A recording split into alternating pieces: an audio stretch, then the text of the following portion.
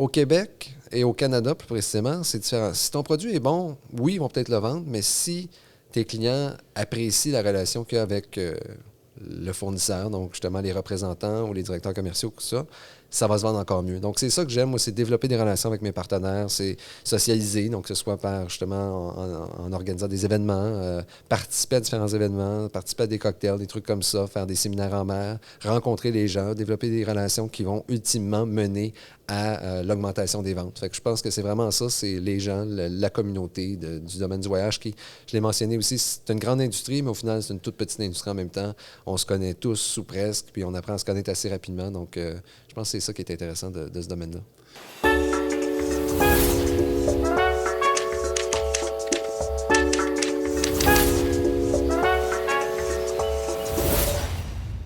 Bonjour, je suis avec Mathieu Robert de Celebrity Cruises. Aujourd'hui, ça me fait plaisir de rencontrer Mathieu. Il va nous parler un peu de son monde, de comment ça fonctionne. Bonjour Mathieu. Bonjour, merci de l'invitation. Ça fait plaisir. Écoute, j'aimerais que tu me parles un peu de toi. Donc toi, tu es directeur commercial. Ça fait quoi un directeur de commercial? Bonne question, en fait. Bon, le titre, c'est certain que c'est un synonyme de plein d'autres choses. BDM, manager de développement des affaires et tout ça. Au final, c'est que je travaille avec tous les partenaires donc, du voyage, donc les conseillers en voyage de l'Est du Canada pour promouvoir mon produit, pour mettre de l'avant mon produit, faire des présentations avec des clients directement pour vendre mon produit. Donc, ultimement, c'est vraiment de mettre de l'avant Celebrity Cruises, justement sur le marché de l'Est du Canada pour augmenter les ventes. C'est vraiment ça le but ultime. Ouais. Donc, évidemment, je comprends que les produits principaux, ce sont des croisières, de par la nature même du nom. Exactement. Est-ce que vous vendez d'autres produits? Oui et non, c'est-à-dire qu'on est vraiment une compagnie de croisière. Par contre, selon la destination, je pense entre autres à l'Alaska, au Galapagos, où on offre également des portions terrestres. Donc, oui, il va y avoir des portions circuits qui vont être combinées avec de la croisière, mais on ne vend pas autre chose que de la croisière, c'est-à-dire qu'on ne pourra pas acheter seulement un circuit ou quoi que ce soit. Il faut vraiment toujours qu'il y ait une composante de croisière qui va être inclue là-dedans, puisqu'au final, ben, on ne s'appelle pas Celebrity Cruises pour rien. Donc, ça prend une croisière là-dedans, ouais. Et puis, c'est quoi les destinations les plus prisées par les Québécois? Excellente question. C'est certain que les Caraïbes, ça reste notre plus gros volume. On a 8 navires qui sont là en saison hivernale, qui sont spécifiquement dans les Caraïbes. On en a même maintenant en saison estivale, donc c'est-à-dire à l'année qu'on a des croisières dans les Caraïbes.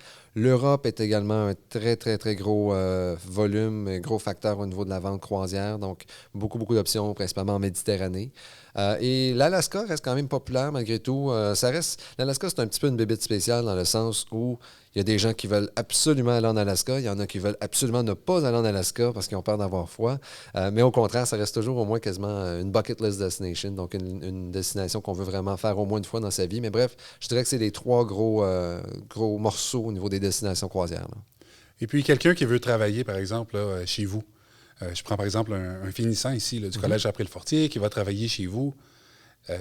C'est quoi les compétences qu'il a besoin? Bien, je vais être honnête, c'est certain que les opportunités sont quand même minimes, surtout au Québec ou au Canada, parce que la seule opportunité, c'est dans notre département de vente. Au Québec, on est 2, incluant moi-même. Après ça, au Canada, on est 6-7, donc ça reste quand même limité. Par contre, au niveau des compétences, ça reste que pour ce type d'emploi-là, ça prend définitivement de l'entre-gens. Il faut avoir des capacités de présentation, parce que c'est l'essentiel du travail, c'est de bien présenter le produit, que ce soit autant au conseiller en voyage que ce soit à la clientèle. Après ça, c'est sûr, ça prend une organisation quand même assez avancée de son propre temps parce que c'est un travail qui n'a pas d'horaire. Donc, j'ai pas d'horaire, moi, dans ma vie. Il n'y a personne qui me dit quoi faire. C'est moi qui fais ce que je veux quand je veux, mais évidemment, il faut quand même, j'ai certains comptes à rendre, on s'entend, mais dans le sens où vraiment, il faut être bien organisé, il faut aller de l'avant, se mettre des projets, faire du démarchage, simplement, avec nos clients qui sont nos conseillers en voyage, nos différentes agences. Donc, évidemment, il faut être bilingue hein, parce que c'est une compagnie américaine. La majorité des trucs se font en anglais. J'ai plusieurs clients qui sont anglophones. Mais ça reste, c'est ça. Faut vraiment. Je pense que l'élément numéro 1, c'est la volonté, la passion. Puis une fois qu'on a ça, après ça, c'est facile de se démarquer puis de mettre de l'avant. Et si je peux rajouter, ça, c'est certain que c'est le côté au Québec ou au Canada, mais c'est sûr qu'il y a plein d'autres opportunités d'emploi à bord de nos navires si on a envie de vivre un petit peu d'aventure. Donc, des avancements de carrière, ça reste que nos navires, c'est des hôtels flottants. Donc, il y a tous les les positions possibles imaginables, que ce soit en hôtellerie, sont disponibles ou presque. Là, c'est certain que c'est un peu différent dans le sens où là, on s'en va travailler à l'international. C'est des belles opportunités de vie dans le sens où on part du 3 jusqu'à du 6 mois pour faire un contrat. C'est logé, nourri, on voyage à travers le monde. Pas d'impôts non plus parce qu'on est en nom international. Donc, il y a des beaux avantages à ça. Il y a des sacrifices dans le sens où on part, comme je l'ai mentionné, 3 à 6 mois, puis il n'y a aucune journée de congé. C'est des demi-journées de congé maximum, des trucs comme ça. Mais ça reste, comme j'ai mentionné, une belle opportunité s'il y a des gens qui ont envie de vivre ça, puis de rencontrer plein de monde, puis justement voyager à travers le monde. Ben oui. Et puis toi, c'est quoi qui te passionne le plus dans ton travail? C'est une excellente question. Moi, je pense que c'est vraiment les gens. Donc, vraiment, c'est de rencontrer, socialiser avec des gens. Je le mentionne souvent, la business du voyage, l'industrie du voyage, c'est une industrie de relations. Puis c'est différent de ce qu'on retrouve ailleurs dans le monde, dans le sens où, ailleurs dans le monde, si ton produit est bon, les gens vont le vendre, ton produit.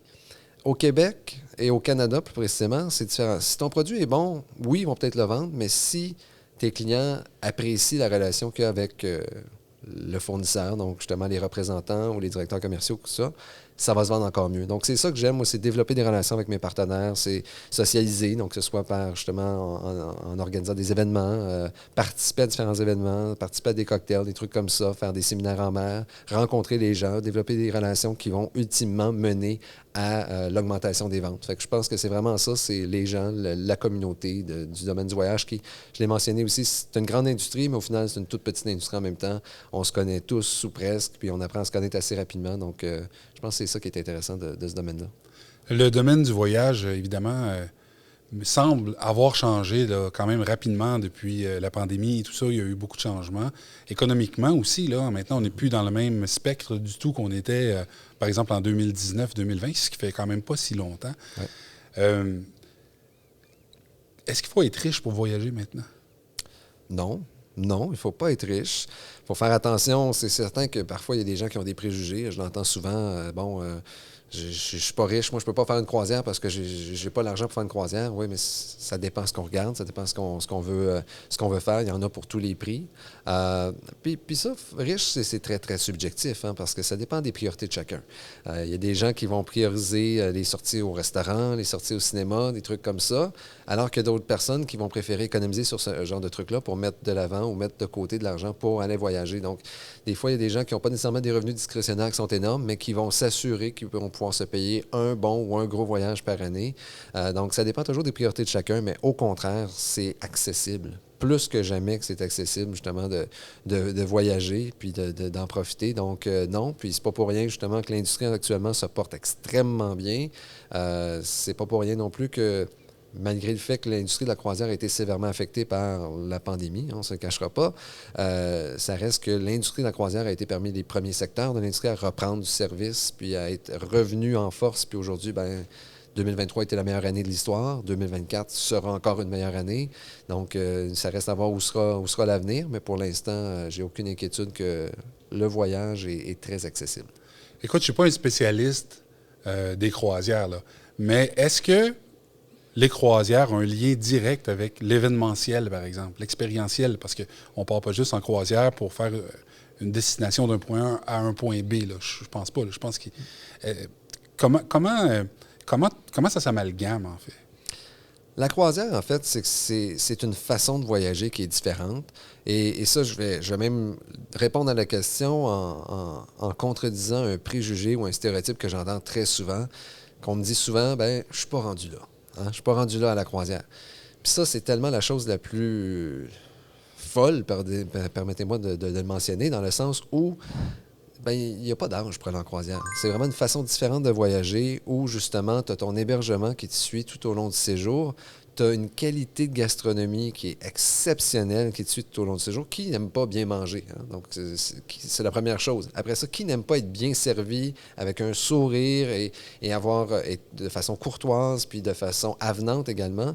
Et après ça, qui n'aime pas visiter plus d'une destination à la fois? Puis, encore une fois, on visite plusieurs destinations par croisière, mais on le fait longtemps dans le sens où on a 12 à 14 heures d'escale moyenne. Parfois, on va coucher 2 à 3 nuits à quai avec le navire pour bien visiter. Donc, c'est c'est vraiment une façon différente de découvrir le monde, de découvrir les destinations, mais tout en le faisant dans un confort, dans un service. Puis après ça, on mentionnait l'événementiel, le divertissement. Là. Ça n'a rien à voir avec le genre de divertissement que, excusez-moi, mais ce qu'on pourrait voir dans les tout inclus parfois, là, on connaît le fameux spectacle de Michael Jackson, qui est un classique.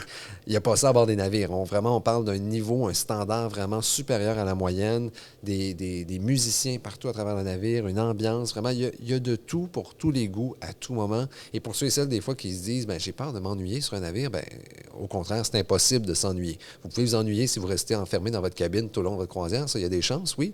Mais si vous sortez, si vous utilisez les activités, profitez des différents services à bord, au contraire, c'est une expérience extraordinaire. Et c'est pas pour rien que la majorité des gens, lorsqu'ils tentent une croisière pour une première fois, bien, ils ont ce qu'on appelle la fameuse piqûre, puis qu'on recommence une deuxième fois, puis une troisième fois, puis une quatrième fois, puis ainsi de suite. Ça se continue, puis ça nous permet de découvrir plein d'autres choses, parce qu'on peut changer de destination, on peut changer de type de navire, on peut faire ce qu'on veut quand on veut. Donc bref, c'est une expérience en soi qui est, selon moi, évidemment, je suis biaisé, là, mais ça reste une expérience extraordinaire. Ça peut se faire très bien en famille aussi, même avec des enfants, là. Absolument. C'est sûr qu'il y a différents fournisseurs dans l'industrie. Il y en a certains qui vont être plus spécialisés sur les produits familiaux. Donc, on va avoir justement plus d'activités pour les enfants et tout ça. Par contre, ça reste que nous, on est un beau produit que j'irais qualifier même de multigénérationnel. C'est-à-dire que non, on n'aura pas les murs d'escalade, les glissades d'eau, les autotamponneuses comme d'autres vont avoir.